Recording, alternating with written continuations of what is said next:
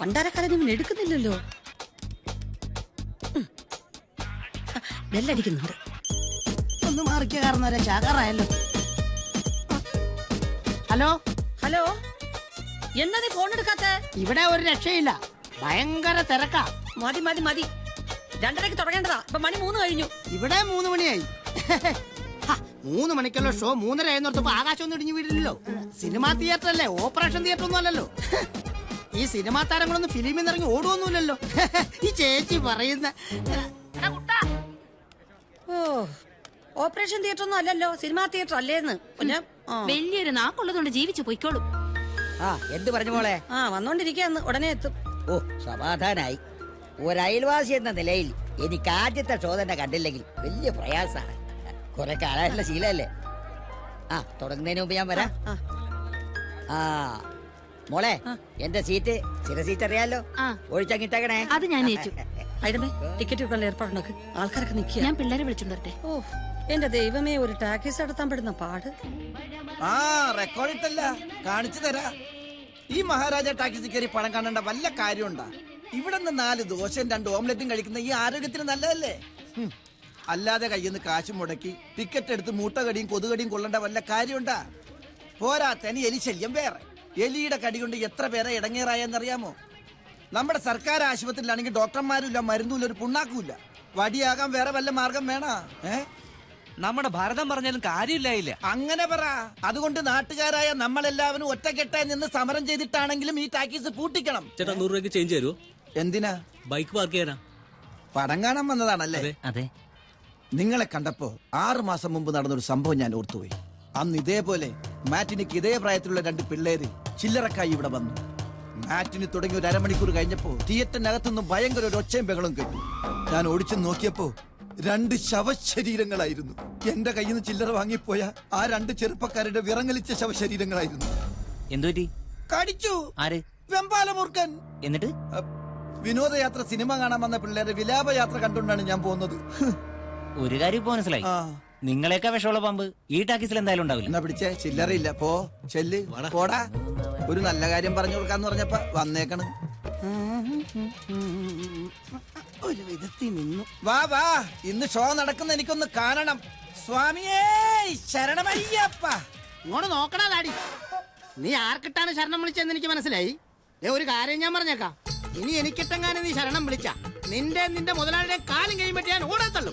എടാ കോപ്പറേറ്ററെ, ഈ ചന്തയുടെ കൈകൊണ്ട് നിന്നോട് മറുപടി പറയാൻ അറിയാൻ പാടില്ല. നീ പറയടാ. നീ അധികം നാളിവിടെ പണിയെടുക്കില്ല.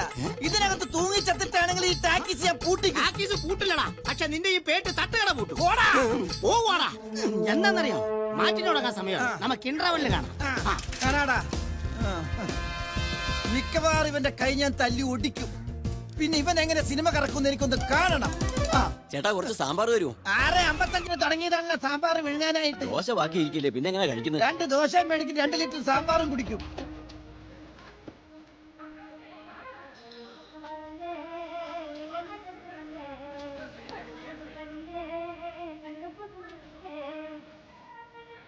മൂന്ന് ഫുള്ളും 2 ഹാഫും. ഇവിടെ ഹാഫില്ല, ഫുള്ളേ ഉള്ളൂ. എന്നാ 5 ഫുൾ എടുത്തോ.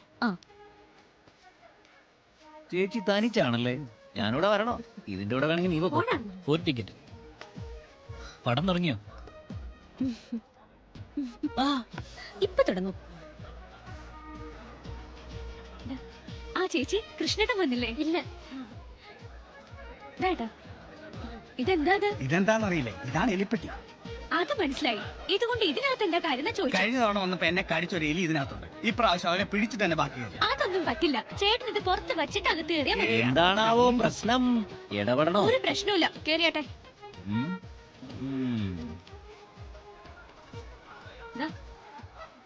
ഞാനെന്താ ചെയ്യണ്ടേ? കേറിപ്പോ. സിനിമ എങ്ങനെയുണ്ട്? ഉഷേ, അമ്മയ്ക്ക് എങ്ങനെയുണ്ട്? കുറവുണ്ട്. രമയുടെ കല്യാണം അറച്ചല്ലോ. അടുത്ത ചിങ്ങത്തിലാ. ഓണത്തിന് എല്ലാരെയും കൂട്ടി വരണം. തീർച്ചയായിട്ടും. നല്ല പടാ. ആണോ?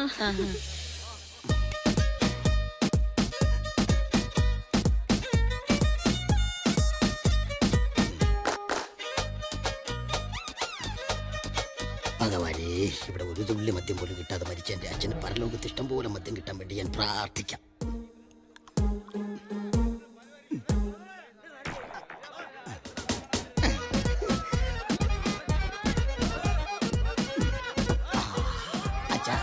ഒരു പഴം ഞാൻ എടുത്തോട്ടെ. ഇരിപ്പ് കണ്ടാ അറിയാൻ സമ്മതിച്ചു എന്ന്.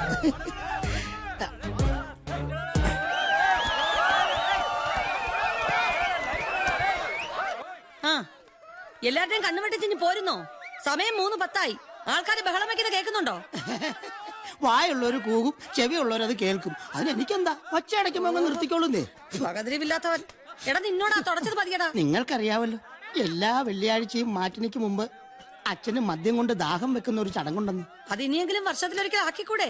പോരാ പോരാ, ആയസെത്താതെ ഒരു തുള്ളി മദ്യം പോലും കിട്ടാതെ ഈ ലോകത്തോട് എന്നേക്കുമായി വിട പറഞ്ഞ ഒരു പ്രൊജക്ടർ ഓപ്പറേറ്റർ ആയിരുന്നു എന്റെ അച്ഛൻ.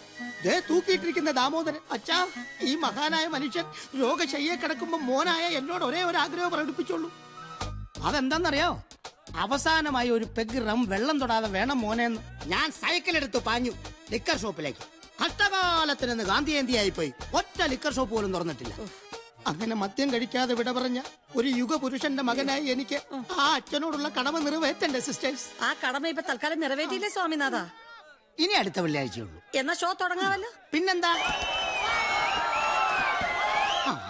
ഏത് കോപ്പനാണെങ്കിലും ഇന്ന് ഞാൻ കാണിച്ചു തരാം. ചേച്ചി ഇങ്ങോട്ട് വാ. ഇങ്ങനെയാണാ കൂവുന്നേ? ഒറ്റയരത്തിനും കൂവാൻ അറിയില്ല. അതേ ചേച്ചി, രണ്ടെണ്ണം പോയോ?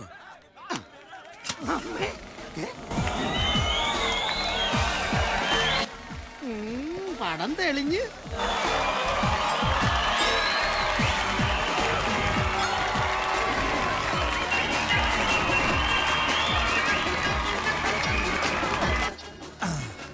എടി വിമലെ, എന്നോടാണ് കളി. കറണ്ട് ഇല്ലാതെ എങ്ങനെ ഷോ കളിക്കൂന്ന് എനിക്കൊന്ന് കാണണം.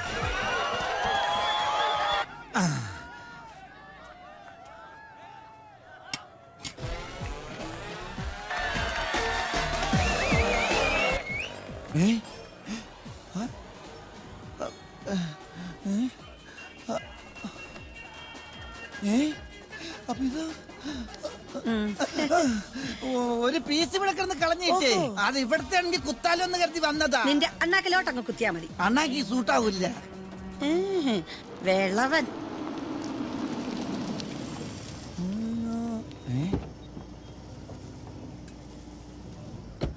ആ മുതലാളി വരണം.